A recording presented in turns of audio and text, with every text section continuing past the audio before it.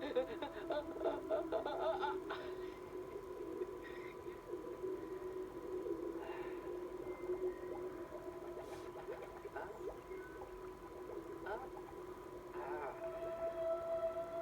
gives me an idea for a big heart attack.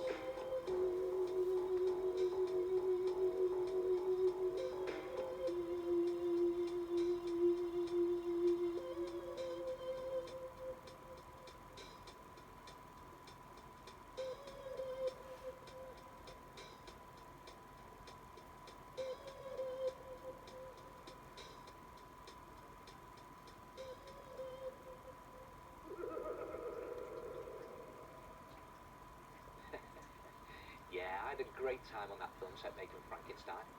Well, that's nearly it. But here's one final messy art attack monster that's really friendly and really easy to make. Hey, come here.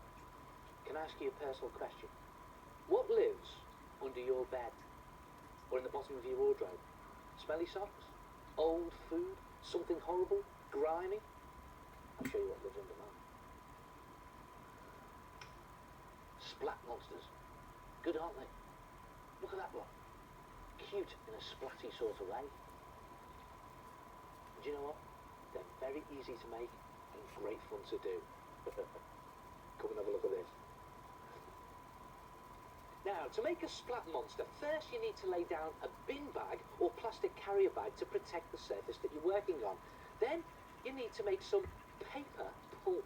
Now, to do this, mix some PVA glue with a small amount of water, but you need quite a lot of this mixture. Then, this is the boring bit, tear up about 6 double pages of newspaper into little bits. Might take you some time. Get Granny to do it or something. And when you've done all that, you'll have all of this. Look at that. Then, I'm going to do something you hardly ever see me do on Art Attack. I'm going to roll up my sleeves because this is messy. The idea is to put your paper bits, there we go, into the glue and squelch them about with your hands. Oh, I love my job. Look at that. Keep squelching and slowly very slowly, the paper will soak up the glue and it'll start to disintegrate if you keep mushing it about. Now, look, I have to say, this takes a bit of time. It's great fun to do, but when it's done, wipe your hands and you will have something that looks like this. Look at that. Looks horrible, doesn't it? Looks like the moon's surface. Well, it makes your monster's body. So just grab a handful of it, like that, and then mould it into a rough ball. Again, just squidging, squelching and moulding. And then hold this just above your bin bag and let it drop. There we go. Then you just mould it into shape a little bit if you need to. That's not bad actually, so I think I'm going to leave that like that. Just push the sides down a bit so your splat monster's got a flat bottom. Now to make the splats coming out of the monster's body, use smaller bits of newspaper pulp, just grab them and sort of roll them into splat arm shapes, whatever that is, sort of sausages really, and just place it on the bag so that it's next to your monster's body and mould it into shape like that and just gradually smooth it in like that. Look at that. It's all in the finger work on this one. I'll do another one there to show you. There we go. A little sausage and great thing.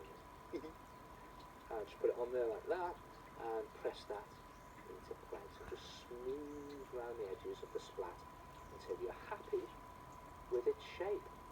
And you need to do splats all the way round. I'm just going to do this couple to show you.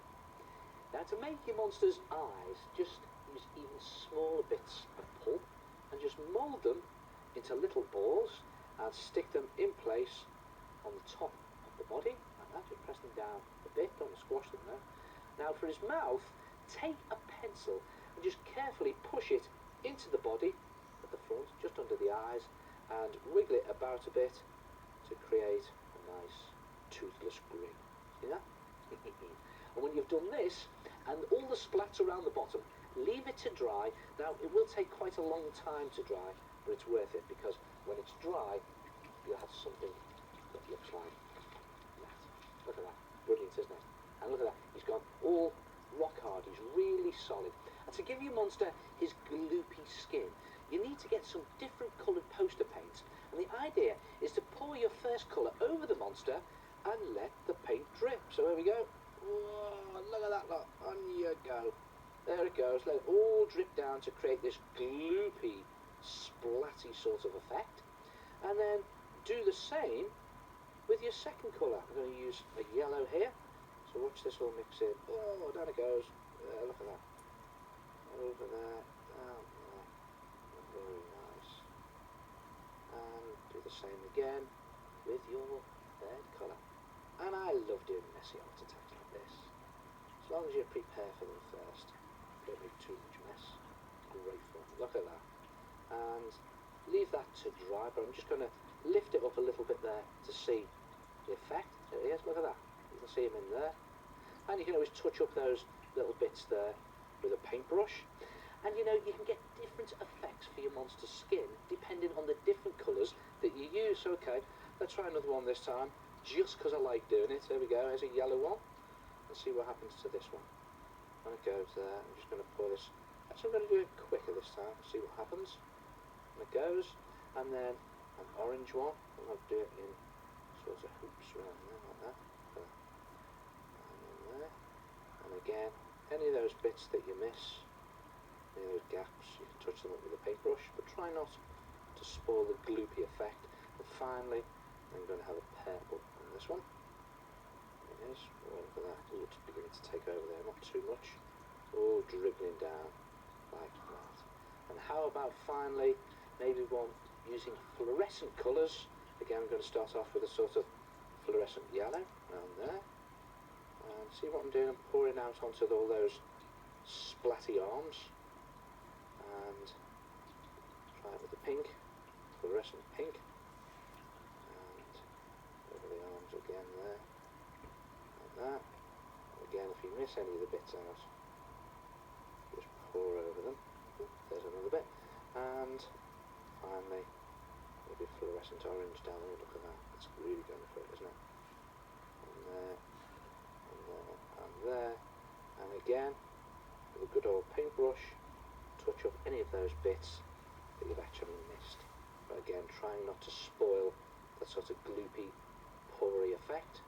And when you've left it to dry, it'll look brilliant. But I'm just going to lift it up just to show you the effect. See that? That is. That's really splatty, isn't it? Look at that. That's fantastic. And when you've done all of this, and the painting is dry, you can add further detail, such as white eyes, and maybe even do the detail on his eyes in black permanent marker, and give him a black permanent marker mouth. And I think that looks brilliant. And how about this? When you're at the messy, wet newspaper pulp stage, just before you paint it, you could cut some little cardboard box card arms and hands, and just stick them in at the sides like that. Look at that, just press them into your pulp, press them in nice and firmly, and when this is dried and it's all painted, you'll have a messy little splat monster that looks like this. Look at that. He's a sort of, hello mum, splat monster. And the great thing is, these splat monsters come out different every time. Right then, I'll just take this one to his home. And he lives under here with all of his friends. Look at that lot. Try it yourself. Make a splat monster that lurks in the murky, dark areas of your bedroom.